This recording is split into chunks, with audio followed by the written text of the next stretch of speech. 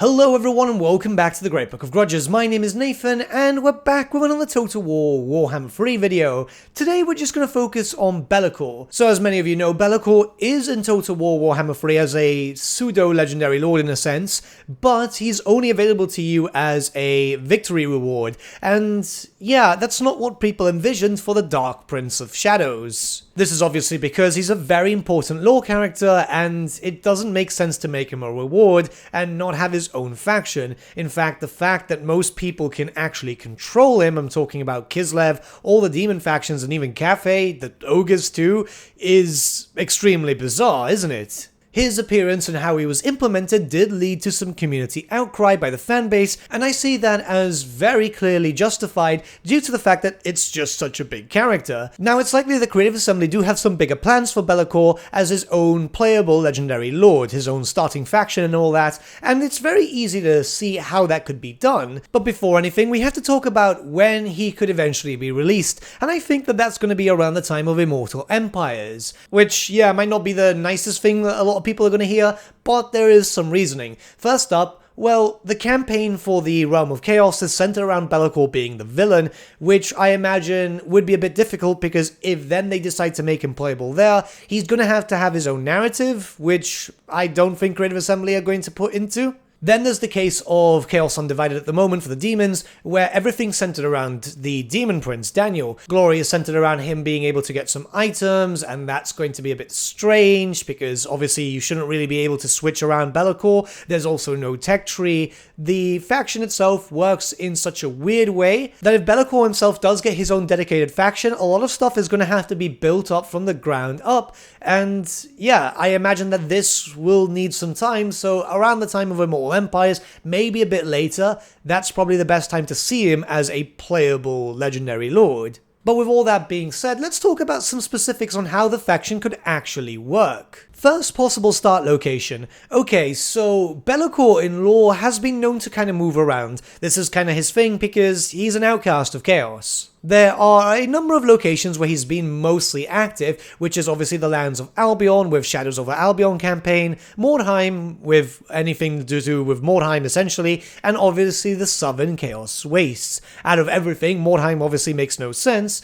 Albion is kind of cramped at the moment, and I don't think he's a good start location there. It's already too close to everything chaotic. So the Southern Chaos Waste might be the best location, as, well, we know it's playable. He does have some sort of fortress around that area, and it's just so far away from all the other potential Legendary Lord start positions, especially for the Chaos ones, which gives him a new campaign. So if he starts in the Southern Chaos Waste, you'll be fighting against mostly Skaven, Lizardmen, some Orcs, obviously Tomb Kings. You already have a lot of different stuff, so it does give you some variety of enemies rather than just being up north and fighting the usual, you know, like Norska, Kislev, the Demons of Chaos Monogod factions and so on. So this means that we'll have two undivided factions in two different parts of the world, and that would make things a lot better. Especially since I doubt that we'll get any more Demons of Undivided factions because, well, I don't think they're just going to keep on adding to very strange law breaks. Before anyone says anything, don't get me wrong, the Demon Prince is cool, but it's just kind of strange. That's just it, it's just strange. Now let's look at possible campaign specifics, first up being technology, as there's a few things that need to be talked about here. Belakor is likely to be a Chaos Undivided faction. This is the only thing that makes sense as the Legions of Shadow, and for that he's going to need one of the largest tech trees available to him as, well, you know, he's got 4 different faction rosters, and I imagine that it would be separated into 5 different branches. We'd have Chaos Undivided for basic administration, then obviously a Khornate one for Khorne stuff, Tzeentch one for Tzeentch stuff, Nurgle one for Nurgle stuff, and Slaanesh for Slaanesh stuff. The way I envision it is that you should be able to dedicate and so on if you so want to, but you should be incentivized to play as undivided as possible. Which then takes us to the possible roster. I think having the mix of all factions is perfectly fine, and we'll get to how building should work in just a sec. But for that to work, in general, just to have a proper Demons of Chaos faction, I'm saying army book over anything, I think that the faction should remove any mortal units. That means no Hellstriders, no Skullcrushers, no Chaos Warriors of Khorne, no Doom Knights, no Knights of Tzeentch and all that. I know some people might not be too keen on that, but the roster itself, if you just use all the demons, works really well. The only problem is that you can't really do that when it comes to, say for example, Daniel the Demon Prince, because you have to dedicate and a lot of your units are tied behind glory. I'm saying belakor shouldn't have access to glory, and I think this would probably be the best way to go. So you should be incentivized to kind of mix and match as you please. Which then takes us to recruitment and building. Now, I don't think that belakor should devote any of his cities to any of the specific Chaos Gods, mainly because he's a renegade. Going into some basic lore, he turned against the Chaos Gods because he thought in his own right that he should get more power and eventually become a god, and yeah, he got punished for it. This is why in any Warhammer setting, he's normally actively working against the Chaos Gods given the opportunity. So I think that his building style should just be generic buildings. This means that no matter what cities you take, what provinces and all that, you can have them as just undivided chaos corruption and building up forces from anything that you wish to build upon. Let's just use a generic example of Reichland. If you take over that, and seeing as that area usually has around 4 cities, you can build and possibly have buildings dedicated to all the gods there. So that means that you can recruit all the units in general without having to dedicate anything or glory style anything, you know? The main purpose of this is to incentivize you to be able to mix and match and have, like, say, half an army of Khorne and half an army of Tzeentch, so you've got some really good front line, and then you're being protected from the back with some range units and some magic from Tzeentch. It depends on what you want to do, obviously. But the main thing here is to give people a opportunity to be able to build up the armies that they used to be able to on the tabletop and just have some fun with mixing and matching. You can't even really do that with the Demon Prince, but I think there's a way how to do so. So as you may be aware, the Chaos factions have their own specific heralds. Heralds themselves are the best way to boost up your troops too. It's the way to get the bonuses towards bloodletters if you're playing as a Herald of Khorne and all that type of stuff. Now, a big issue that the Demon Prince has is that you can't really mix and match your rosters, mainly because you have heralds, and the heralds themselves can't really boost up units from other gods, which I find to be a bit of a flaw.